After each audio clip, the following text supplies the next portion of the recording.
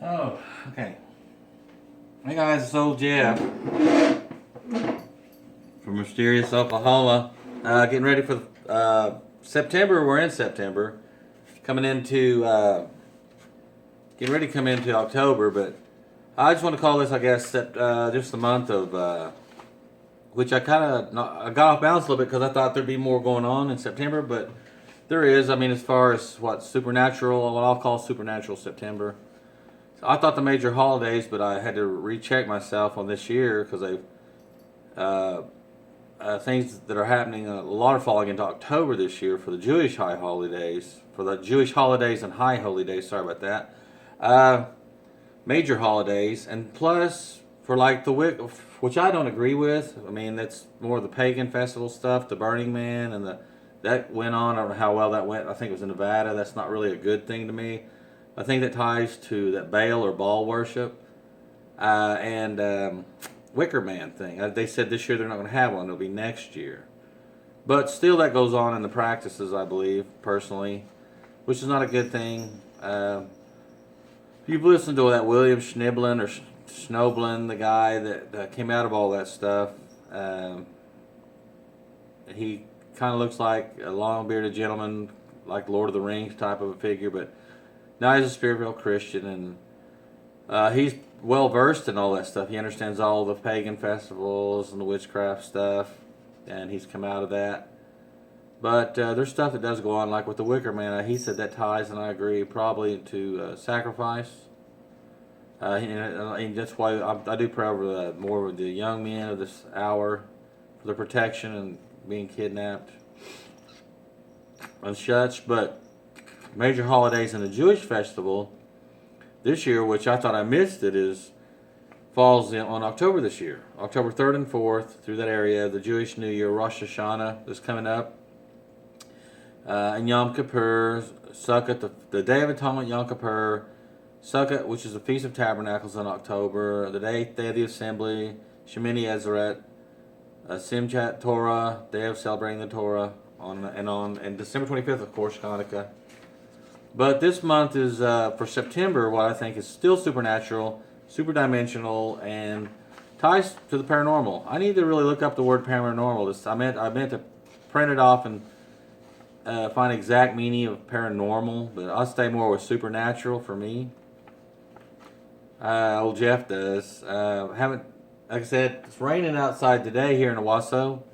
Kind of off and on, supposed to rain the whole weekend. We'll see how that goes. But for this month of September, according to Chuck Pearson, Glory of Zion, and him and Robert Heiler always put out really good stuff on their website, Glory of Zion. This is the tribe of Gad. The tribe of Gad for like falls into months. Month of Elul. Elul is 29 days. It says in September. The alphabet, or the Hebrew alphabet, would be Yud, or probably Yod.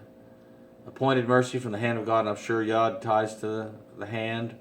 The tribe is Gad. The characteristics of this month is the king is in the field. Approach him and allow his countenance to shine on you. The month to fix what has been broken. The month to find your place in the company of the Lord. The month to run into the tower of might. The mother month, the month of nurturing. Faith requires action. This is a month of spiritual service, organization, and management. The constellation of this, it said in this area, is Virgo the Virgin. I am my beloved's, and my beloved is mine. And the color of the stone is gray, jasper, or hematite.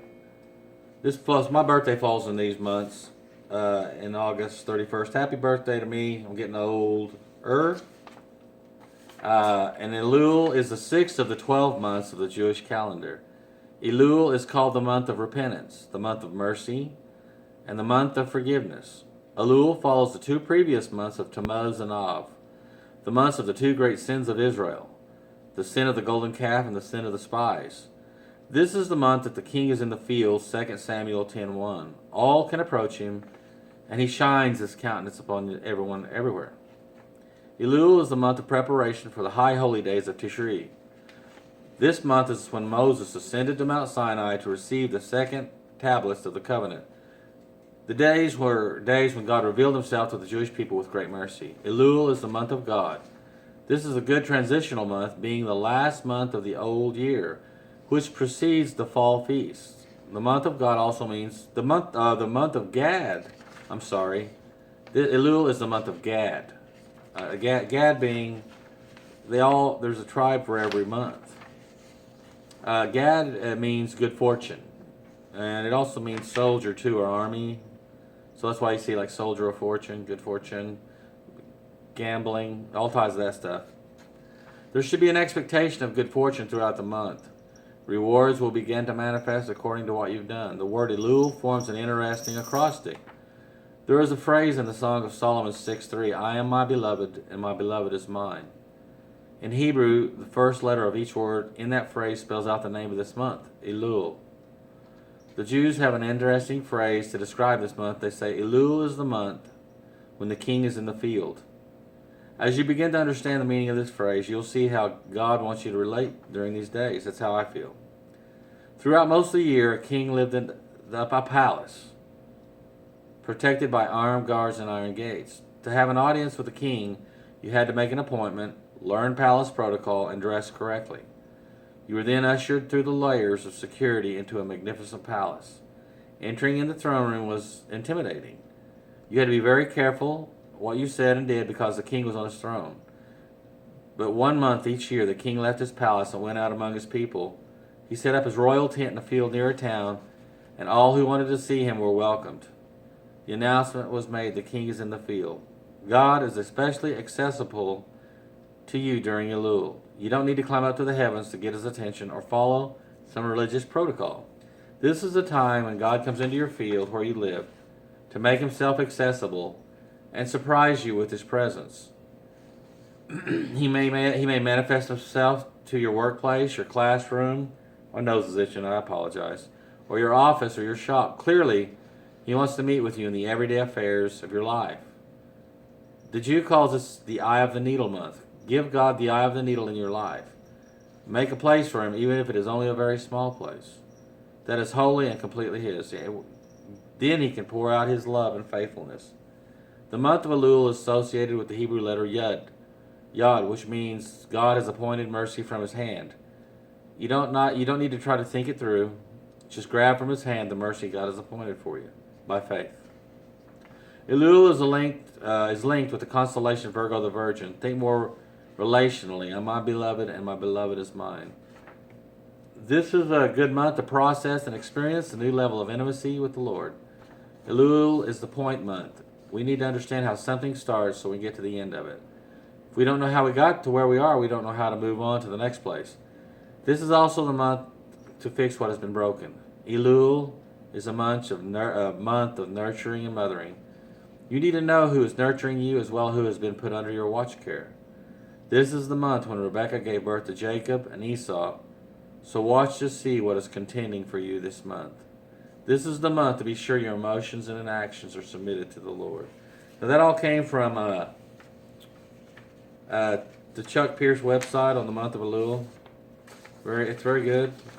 It is a supernatural month. It's a wonderful month. September coming into October and all these months, remember, my favorite times of the year. Autumn coming up. Like I said, be watchful. A lot of things are happening. A lot of supernatural things are happening each day. I should have had the other stuff printed off so I could be more caught up on it. But like I said, those were the major holidays.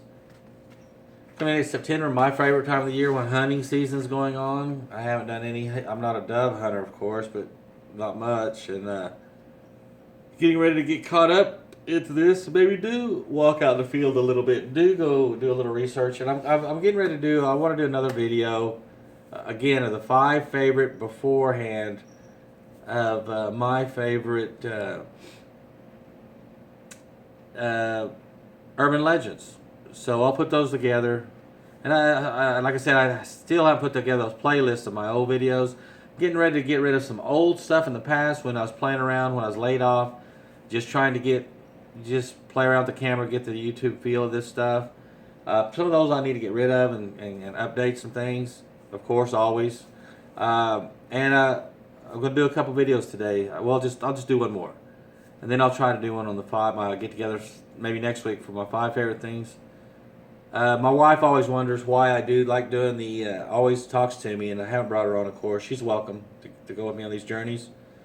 But as our time allows each other, but she always wondering why mess with the urban legends and what they're about and everything. But I do believe if a person's searching in the supernatural, in the paranormal, they want answers. There's something on the inside of them that's just searching for something deeper, and I believe that's to be for the Lord.